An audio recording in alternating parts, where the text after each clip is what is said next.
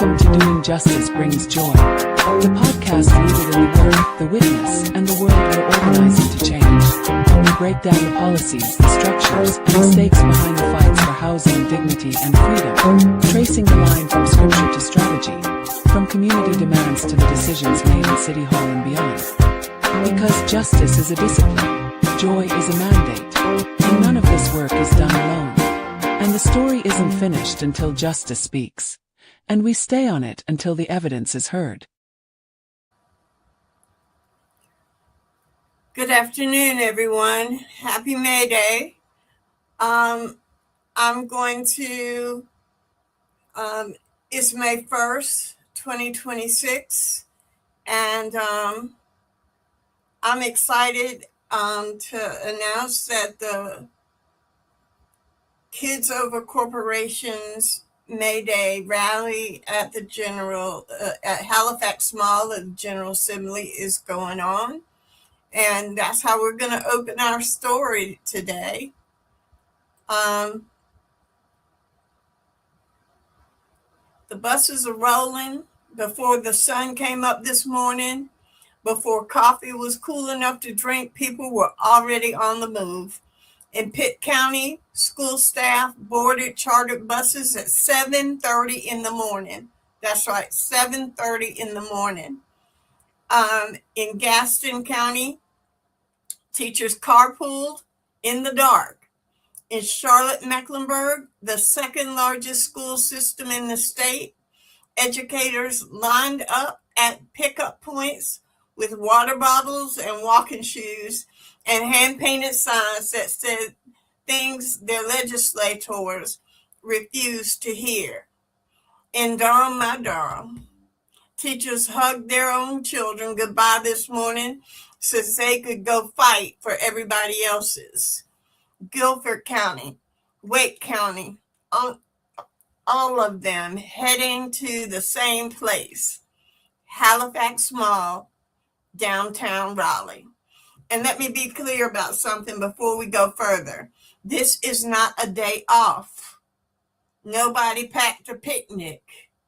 Nobody is on vacation. This is a day of reckoning. Let me tell you the scale of what's happening right now as you listen to my voice. More than 28 school districts across the state of North Carolina, more than 28 school districts across the state declared teacher work days or closed schools entirely. 28. And I'm going to name them because naming things matters. And when you name something, you make it real. You make it count. And I'm grateful to these dedicated school districts that supported today's activities.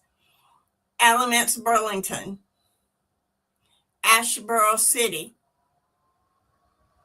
Asheville City, Bertie County, Brunswick County, Buncombe County, Cabarrus County, Chapel Hill Carborough, Charlotte-Mecklenburg, Chatham County, Cumberland County, Currituck County,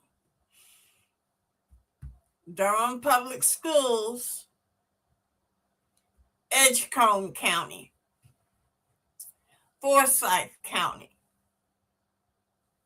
Gaston County, Guilford County, Hoke County, Kannapolis City, Mooresville, M-O-O-R-E, Mooresville City, Nash County, Orange County, Perquimans County, Pitt County, Rockingham County, Thomasville City, Wake County, Whiteville City, Winston-Salem, Forsyth County. This is not a list. This is a map. This is a map of a state on fire. I want to point out that Rockingham County is on the list. Burger, maybe if you'd be listening, you'd be in a job. Charlotte-Mecklenburg Schools held an emergency board meeting after more than 4,000 personnel requested leave. 4,000 people requested leave. CMS employs about 9,400 teachers and nearly 2,000 teaching assistants.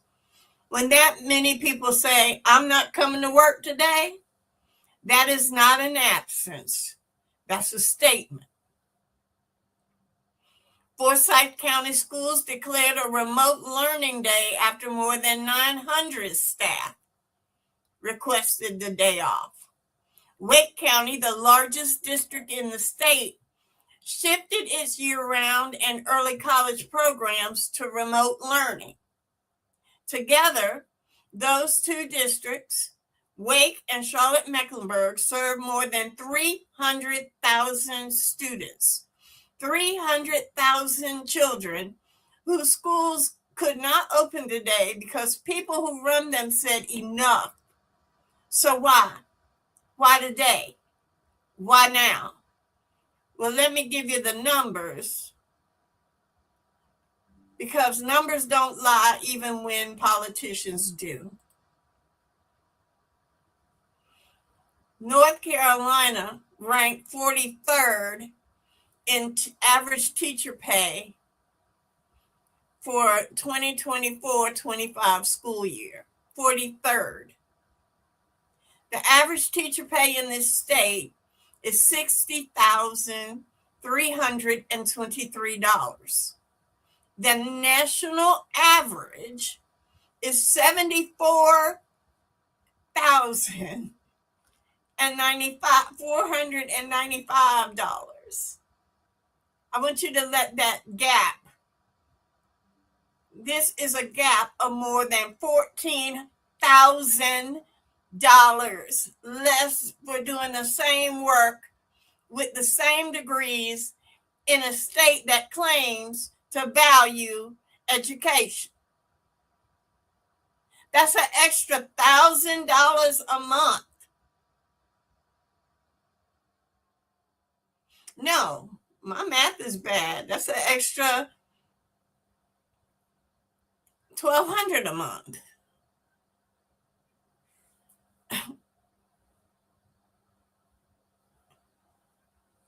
That's crazy. We should be ashamed. It's getting worse and not better. The state is projected to fall from 43rd to 46th if the current figures hold. But here's the number that should keep every one of us up at night. Oh, Jesus. North Carolina ranks 50th, dead last in the nation in school funding. You get what you pay for, people. You get what you pay for. Dead last. 50th out of 50. Not 49, not in the bottom 10, the last. The very last state in the country when it comes to how much effort we put into funding our public schools. And the state has not passed a budget since 2023. I want to let that settle for a minute. North Carolina is the only state in the nation without a current budget. The only one.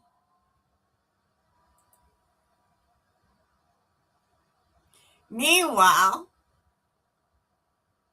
and I need you to hear this, more than 18 billion with a B dollars in tax cuts have gone to corporations and the wealthiest residents of this state. 18 billion. Now, they found that money. They found it fast. They found it for the people who already had it. But for our public classrooms, for our teachers, for our children, somehow the cupboard is always bare.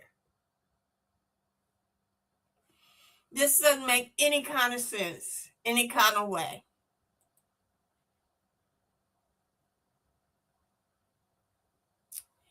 And while our public schools starve, while our on top of the fact that they're making $14,000 less than other teachers around the country, they're buying their own supplies.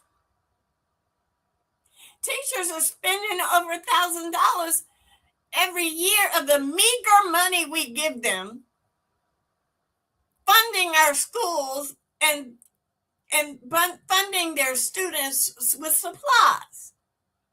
And we've got counselors who are covering 3 schools at one time. Bus drivers, if we can find somebody who's willing to do it, are working second jobs, while this state is writing big checks, but not to public schools. The private school voucher program cost this state more than $625 million last year. And they are projected to exceed over $551 million annually through the 2033 session. That's $500 million for private school vouchers, while we're not paying public school teachers and we're not funding public schools. And we've just gotten rid of the Leandro mandate.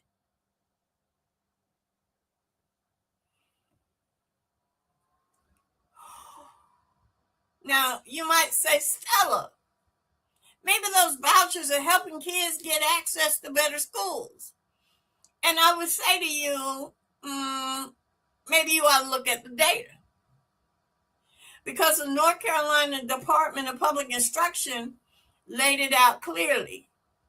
Public schools lose funding when students use vouchers.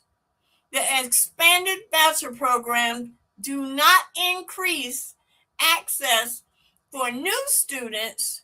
They are subsidizing families who were already in private schools. So they're taking our public school dollars and giving them to private schools that were already going to have those students, and we're going to already get that money from those parents. Instead of those parents paying, the taxpayers are paying for these private educations. The private schools receiving those voucher dollars face no accountability standards, no transparency requirements. Many of the top private schools in the state don't even accept vouchers. And most of the schools that do, they are concentrated in Wake and Mecklenburg counties, leaving rural counties, the counties with the fewest resources, those formerly Leandro counties, and those counties with the greatest need, without a single private school option and without the state funding that's needed to support public schools. The research, this is not Stella's opinion. The research, not politics. The research shows that voucher programs exacerbate racial and economic segregation. These are the facts. This is what the research is showing. This is not Stella. This is reputable research. This is our own Department of Public Instruction. So let me say this again. We're taking money from public schools, schools that serve every child, and giving it to private institutions with no accountability, no transparency, and no obligation to serve the children who need the most help. We are making segregation worse in the process. This is not reform. This is robbery. This is robbery.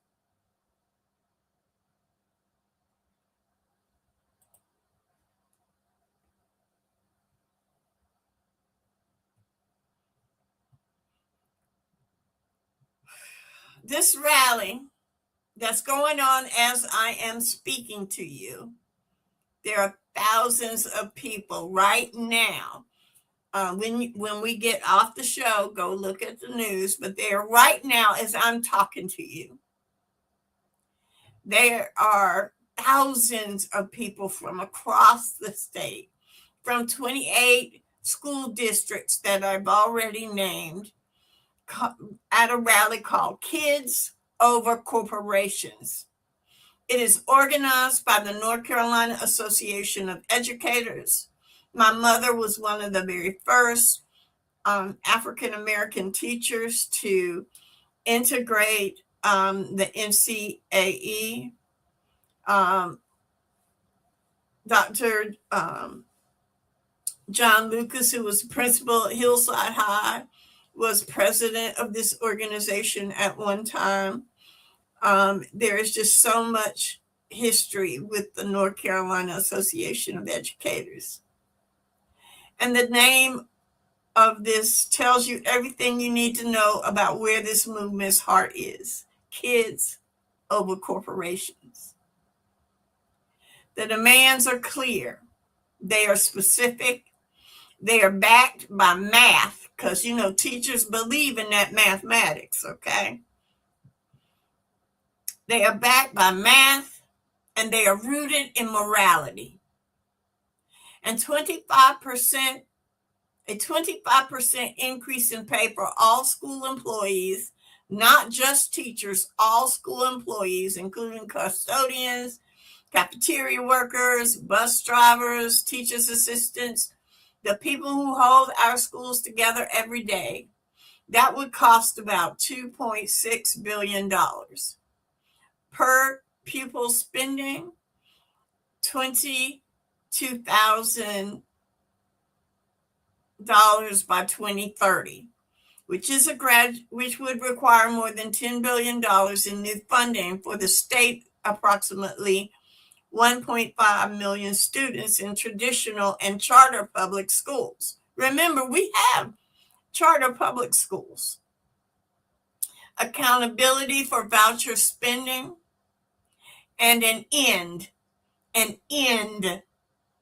to policies that prioritize tax cuts for corporations over investments in our students and in our states. We can't afford a zero corporate tax cut, not just for our students, but for our entire economy.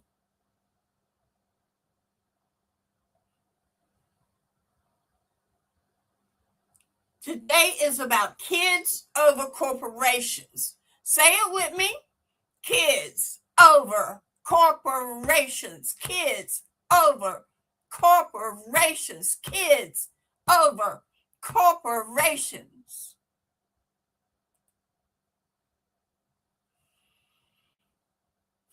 Now, what are the people in power saying? Senate Leader Berger, Phil Berger, said teacher pay is a priority, but he focused on outcomes over inputs. This might be why the folks in Rockingham County are on the mall today and we're not in the voting booth voting for you a couple months ago. I'm just saying. Outcomes over inputs, as if the people who teach our children are line items on a spreadsheet, as if the teacher's worth can be measured by a test score instead of by the life that she changed. Y'all know my sister Ramona was a public school teacher in the DMV. We interviewed her and talked to her last summer. As she retired from public education and started her own childcare facility, which is another story for another day, that we're going to bring her back to talk about. But one of the reasons she left, I'm going to tell this story and then we're going to talk about the priority budget here. But one of the reasons my sister left North Carolina was the pay.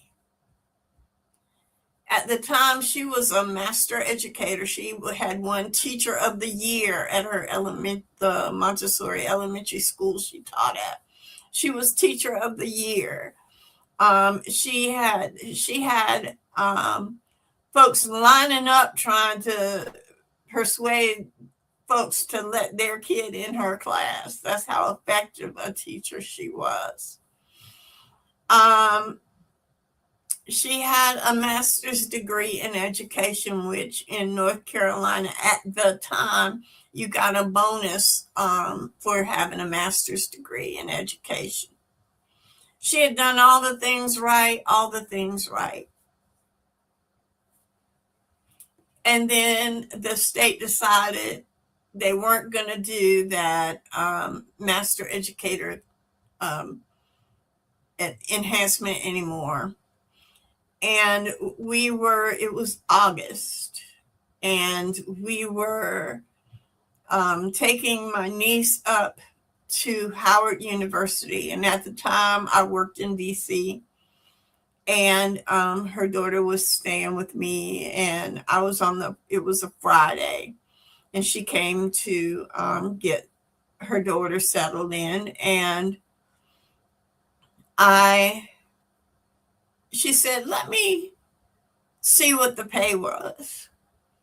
And she looked and she saw that teachers there were making twice what she was making. And if you added in her 15 years of experience on top of the base pay, it was a crazy increase in the amount of money she was going to be making. And so she said, this was on a Friday. So she said, I'm going to apply for this job. And in the meantime, I had flown out to Indiana. I'll never forget this. I was out in Indiana doing a thing, and she called me on Monday, and she said, guess what? I was like, what? She was like, they called me for a job interview. I was like, what? She said, yeah, I know. So then on Tuesday, she called me and she said, they offered me the job. And that's how high in demand we are, as folks say, we are sewing the wedding dress for somebody else's wedding. And she told them that she contacted Durham Public Schools, and they were like, oh no, you got to work at least 30 days or whatever is in the contract, that you can't just leave, you got to do the whole thing. So she contacted them and said, I can't be there for a couple of months. And the desperation for excellent teachers was such that they said, we'll wait on you. And she went there and I think worked another 15 years. But my point being, we are Houston Public School comes up and recruits North Carolina teachers all the time because our pay is so low, but our standards and the performance of our teachers are so high that we're just training up educators for other people to come and snatch. Our teachers deliver where it counts, but only if they have the resources to do it. The House budget proposes an average 8.7% raise over 2 years. The Senate budget, Phil Berger, just 3.3%. 3.3% in a state ranked 43rd, headed for 46, while inflation is eaten through every paycheck like acid. That's, again, another story for another time. Governor Josh Stein has proposed 11% over 2 years, restoring the master's, so it hasn't been restored yet, restoring master degree pay bumps and a $1,000 bonus for all teachers and local education employees, with an additional $500 for those earning less than $75,000. Well, since the average in North Carolina is $60,000, I think that's going to be about most people. And then Stein's proposed budget includes nearly $2.3 billion in education funding, with a focus on starting teacher salaries. Now, I'm going to tell you personally, I think we should bump up public teachers' salaries, but we should never leave any existing person below that point. So we have a teacher who's been teaching 5 years, and she's below that start level point. Everybody starts. They can't start ahead of that teacher. And I'm going to let you sit with these numbers, okay? 11% from the governor, 8.7% from the House, 3.3% from the Senate. And what teachers need and what they're asking for is 25%. Because 25% is not going to get them above water. It's going to stop the bleeding. While the thing says a rising tide lifts all boats, all the teachers are trying to do with 25% is get to the life raft.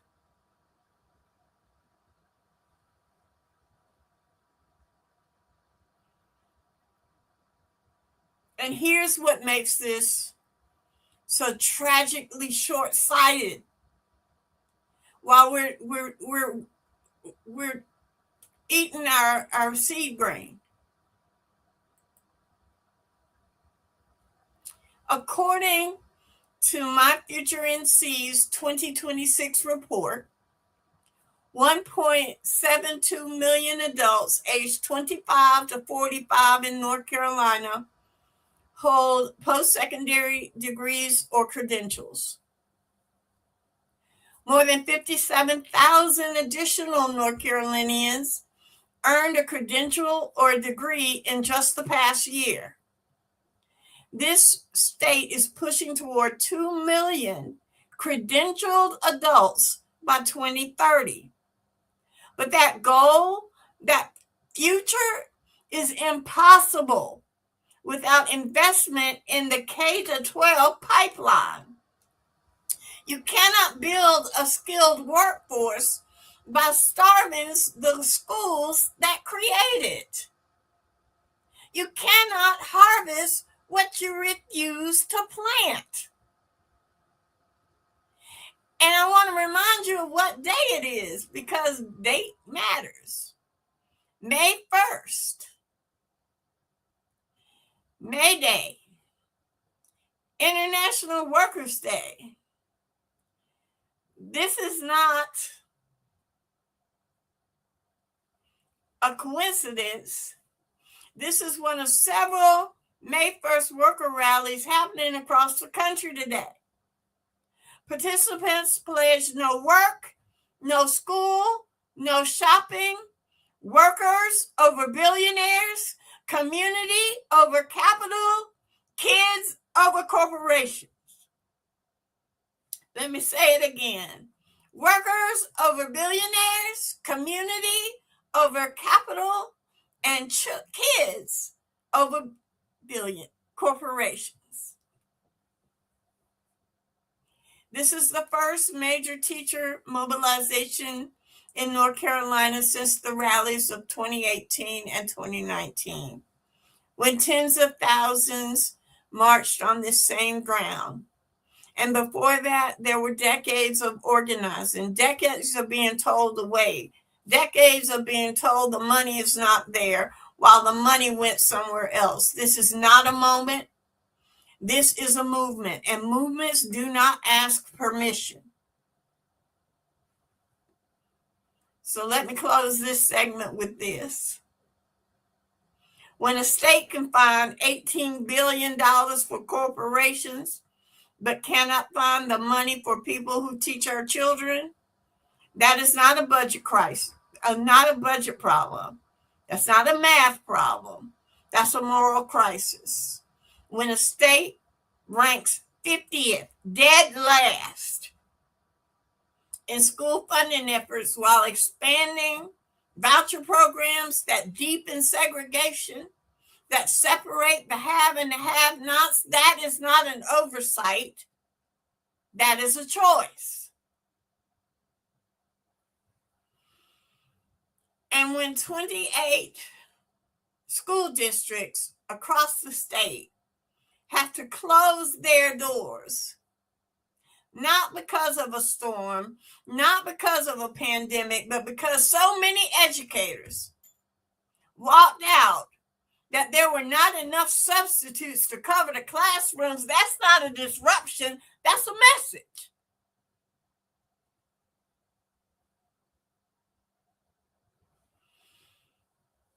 The buses are in Raleigh now.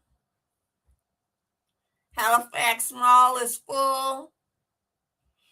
The signs are up. The voices are rising. And I'm here, your girl, Stella, live from Durham, North Carolina, to tell you every single thing you need to know about what's happening and why it matters. Kids over corporations. Let's get it going. Let's get into it. But today,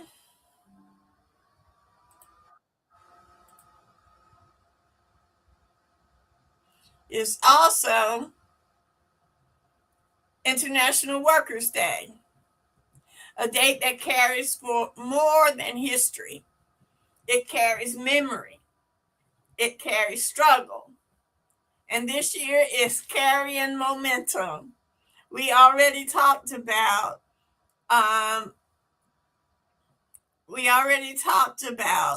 the rallying cries across workers over billionaires and community over capital.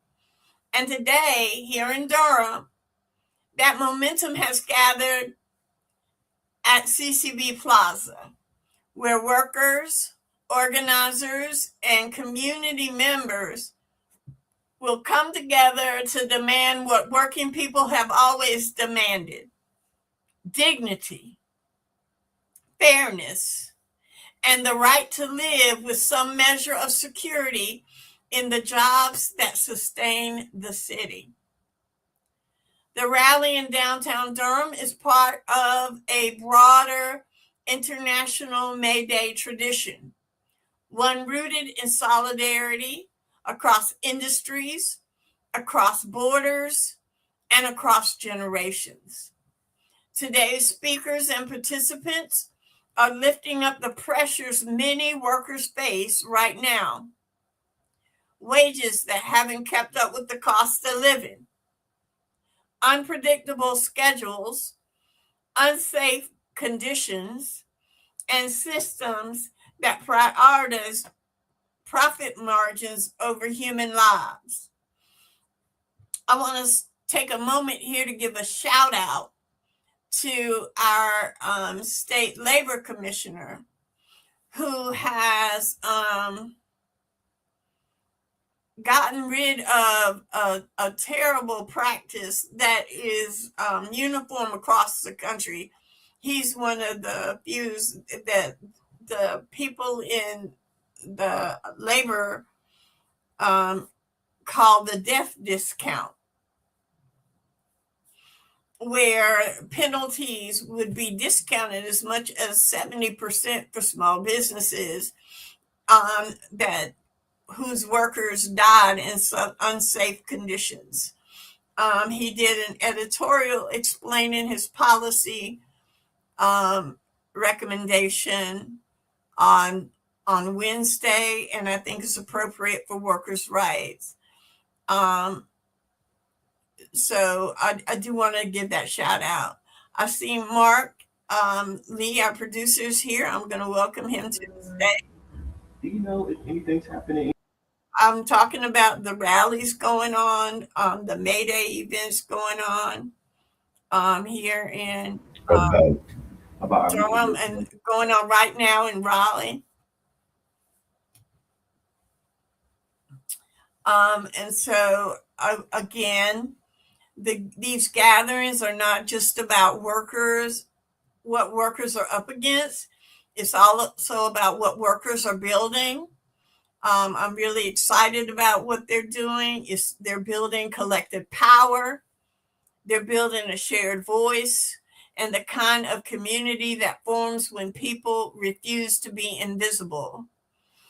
As the day unfolds in Durham today, it echoes what we heard earlier in this program from educators and families who are gathered at Halifax Mall right now for the Kids Over Corporation rally. Different locations, different crowds, but the same underlying truth. So as we come to the close of this May Day special, it's worth sitting with that connection. We began this morning with buses rolling before sunrise, before the workday was supposed to begin. We began with educators leaving their classrooms, with families showing up for children whose futures are too often treated as line items. And we're going to end the day here in Durham with workers standing in the public square, reminding us that labor is not disposable and people are not expendable. Let me say that again, that labor is not disposable and people are not expendable. 2 rallies, 1 moral claim. When a society can find billions for corporations, billions subsidies that support data centers, incentivize corporations, 0%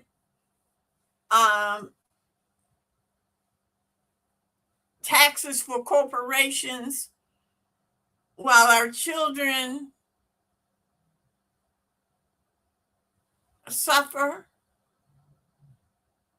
When you can find billions for corporations and then you say we're too poor when asked to care for children, that the courts can say, dismiss Leandro and say that you need to take it up with the legislature when the legislature hadn't passed the budget since 2023.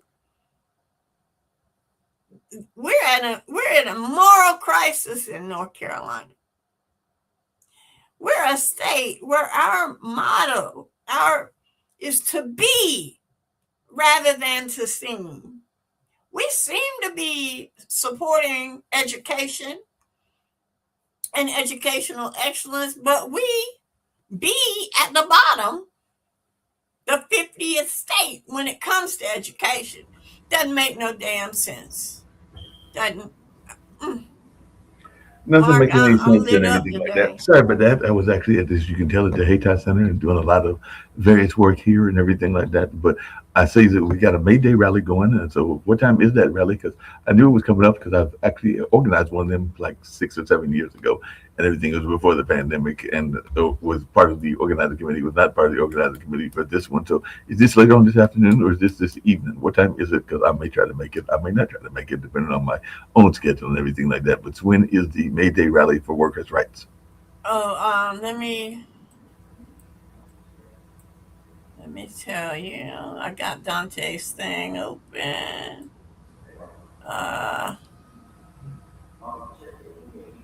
It's going to be incredible. I can see that much from Dante's email. I've got all these windows open, Mhm. making it hard. Okay, so it will be.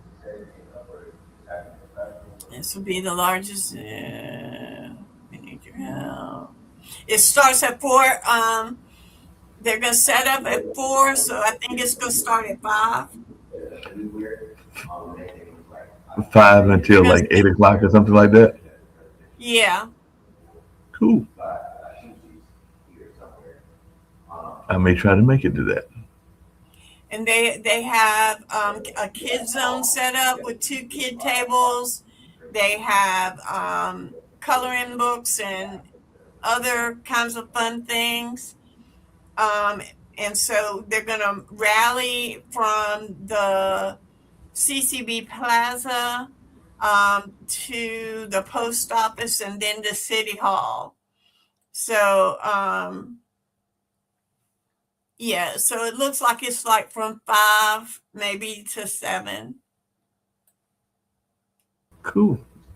I may try to make it to that then. Like I said, I know I'm here till 4:30. I think my aunt's bringing me some stuff, so I may side by will probably be the latter part of it, like 6 or 7. So I'll probably catch the tail end if I catch any of it at all. But I know I won't be there till probably the tail end because I got to run some other errands as well. But definitely, May Day is a wonderful event, and I did help with the planning of it one year and everything like that. But yes, it's definitely something people forget about because that's the original Labor Day because of the May Day revolutions and all along those lines. But people think about Labor Day as being a labor holiday, but the real labor holiday is May Day. Right, right. We in America think about Labor Day in September, but the true international Labor Day is today. Correct. And I know, have you been talking about this on your other shows today? International Labor Day a little bit, but not as much as we probably should have because we were touching on a lot of other things, including the fact that one of the founders is at the Kentucky Derby. But definitely we talked about Labor Day in the past and have definitely mentioned it in the past. Yeah, there was so much that happened this week. It's hard to keep up. Yep, we had Brother Youssef. Last week, there's been, since we talked last Friday, there's been an assassination attempt. Mhm. There's been that voting rights case that gutted the Voting Rights Act. Right. It's been mind-boggling week, and I think I'm just touching the surface. Oh, and you had Comey get arrested for putting 8647 in. He didn't even do it. He just took a picture of what somebody else put in the stand. It's just been quite a bit this week. Oh, there's a lot going on. Like I said, one of the founders is actually going up to the Kentucky Derby of Pod TV, and of course we had to salute to Brother Youssef yesterday as well. So there's a lot going on.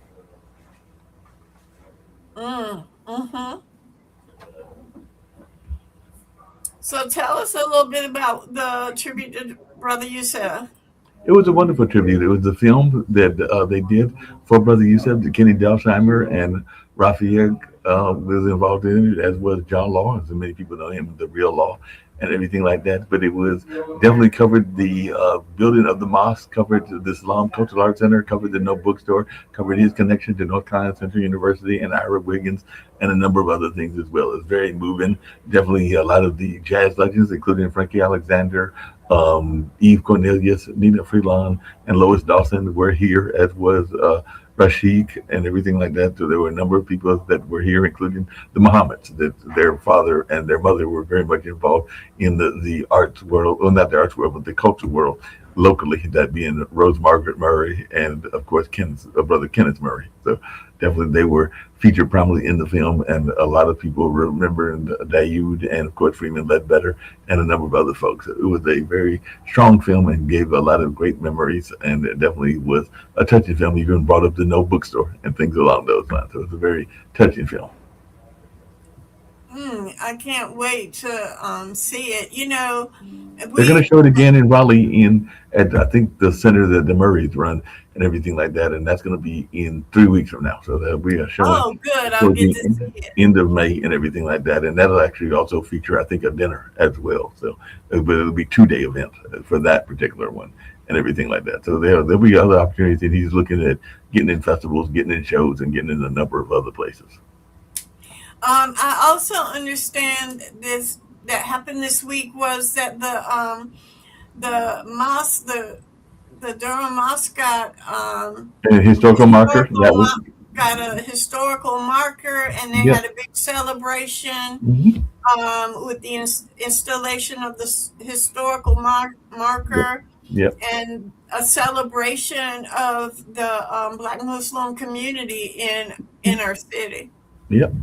That was a very much part of the film because they even talked about their connection to the West End as well. And they've been following some of the issues with the West End, even currently, like with Grant Street and stuff like that. But yet, all of that was featured in the film because Brother Yusef was very much a part of that, even at his own TV show and everything like that. So it That's definitely right. was part of that whole history.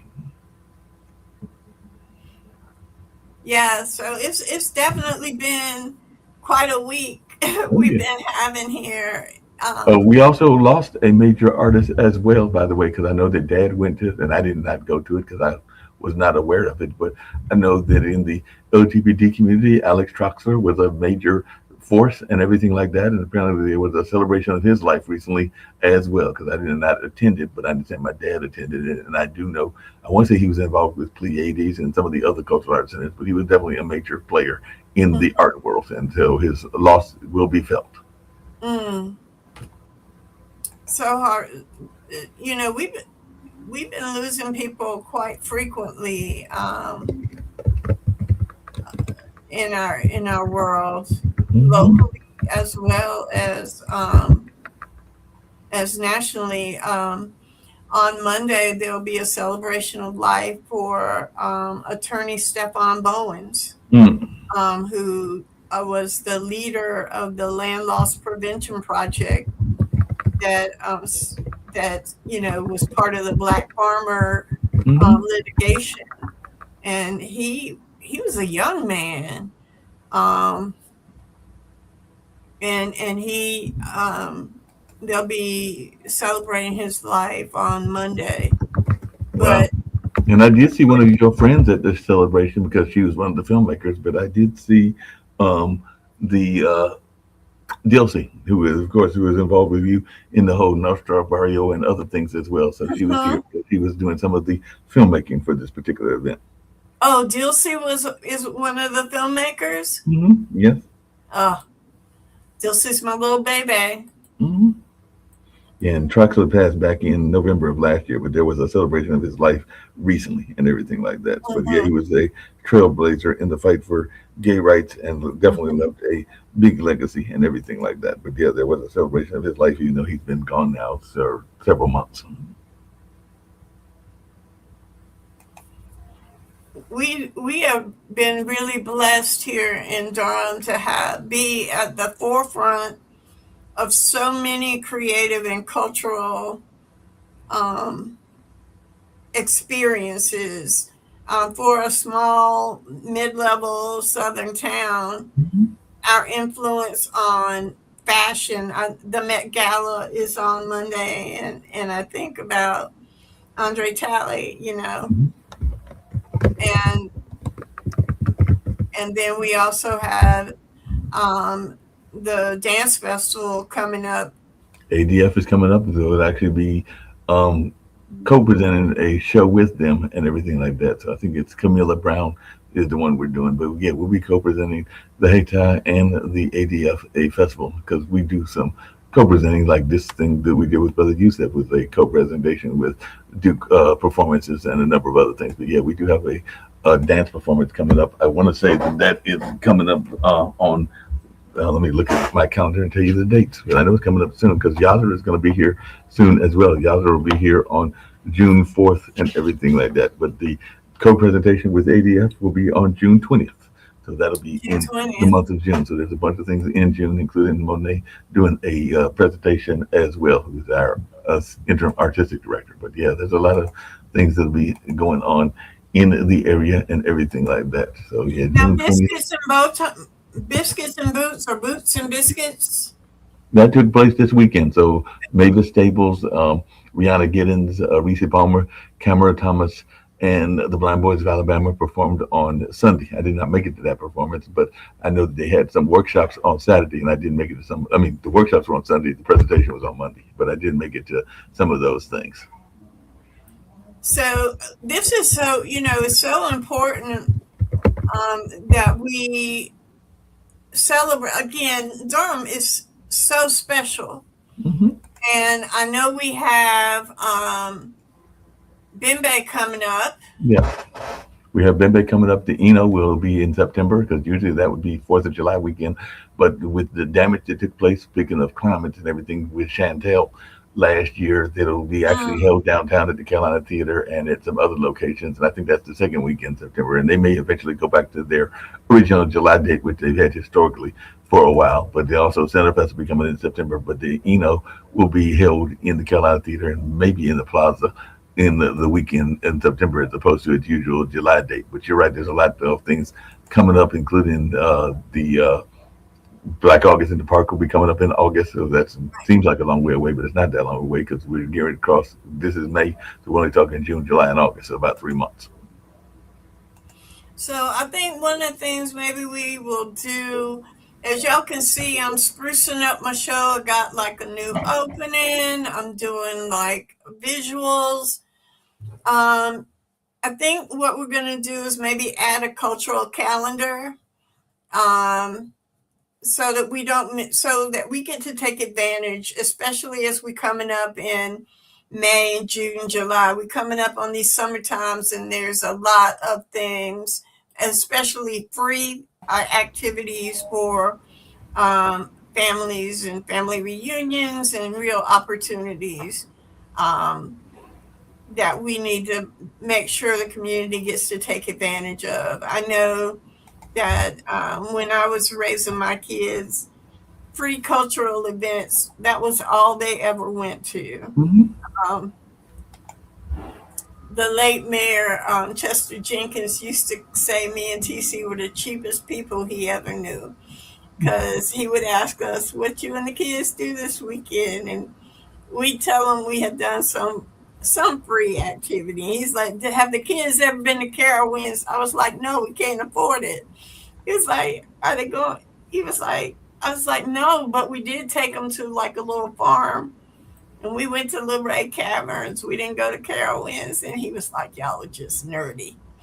But I miss him so much. But And by the way, it is Camille Brown, so I was corrected. Apparently, Camille Brown was the first Black woman to direct and choreograph on Broadway in 67 years because she did the film for Colored Girls and everything like that. So she is a world-renowned dancer, choreographer, and director, and she's known for reshaping dance and theater, opera, and film, frequently exploring African American heritage and Black identity. So she's a multi-award winner and a 5-time Tony nominee, so the Tony Awards and everything like that. oh wow, But she made history as the first Black woman to direct and choreograph on Broadway in 67 years with For Colored Girls. So like I said, she made some serious ground breaks and everything like that. She also choreographed Choir Boy, which got a Tony nomination, Once on the Island, which got a Drama Desk nomination, Hell's Kitchen in 2023, and Gypsy in 2024. So she's definitely directed and choreographed the revival of For Colored Girls Who Considered Suicide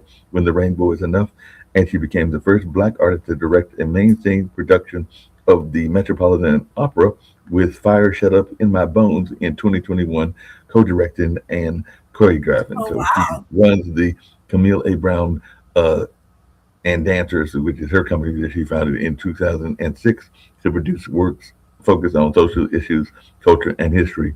And she was the recipient of the 2016 Jacobs Pillow Dancer Award, the 2016 Guggenheim Fellowship, and the 2015 Doris Duke Artist Award, and multiple Bessie and Princess Gracie Awards. So she's definitely been doing a lot of work, including she had a show called Mr. Tolerance, a show examining the history of minstrelsy and its impact on modern stereotypes, Black Girl Linguistic Play, a piece highlighting the complexities of Black girlhood.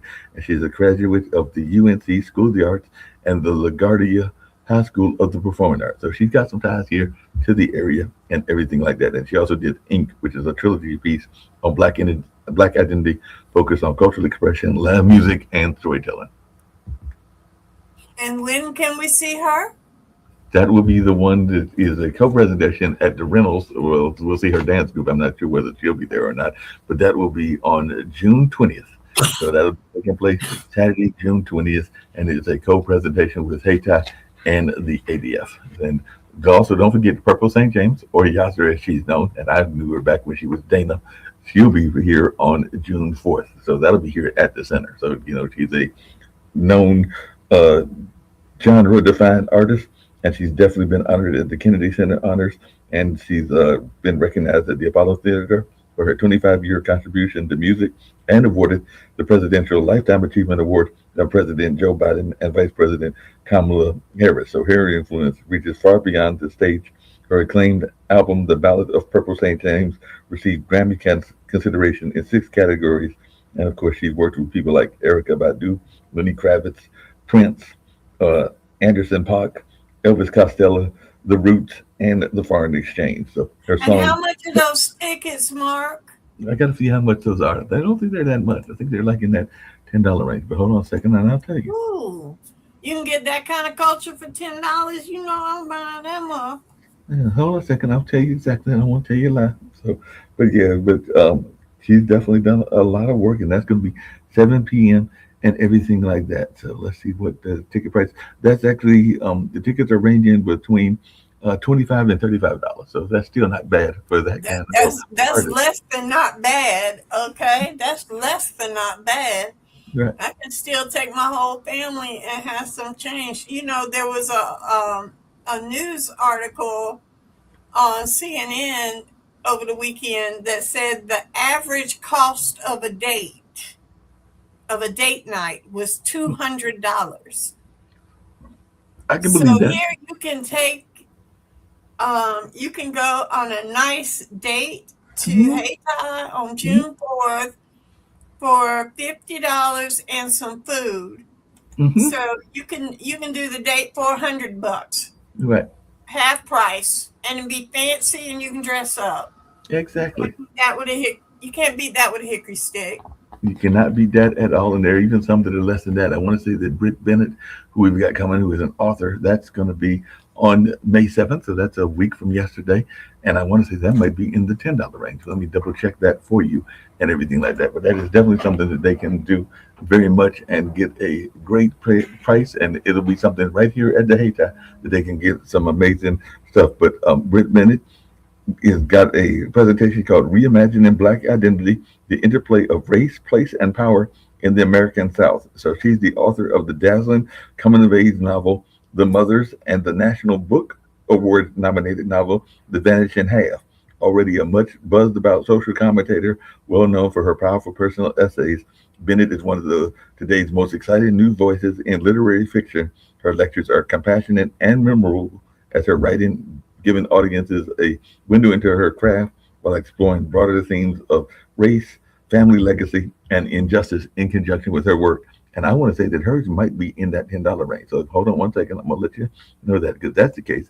You can get a like you can have a whole family date and everything like that. Okay. Not just a date with yourself, but yes, her tickets are, well, no, I'm sorry, her tickets in that same range. They're like 25 to $40, but you get to hear this amazing lecture and everything like that. But that is in that 25 to $40 range and everything like that. But still, that's an amazing lecture that you get to enjoy for that kind of price and everything like that. So we got some stuff happening in the center that is very well priced and that they should definitely be checking out and everything like that. So I want to say that my coworker Monet is doing a presentation and everything like that. So she's a multidisciplinary artist and a theater kid at heart, and she's doing a production. I think it's of Anna Devere Smith's work and everything like that. But she is doing that on June 19th, part of like Juneteenth celebrations. But her tickets are only between $15 and $25, so you can definitely bring your whole family for that and all along those lines. So there's some things that we got coming up that are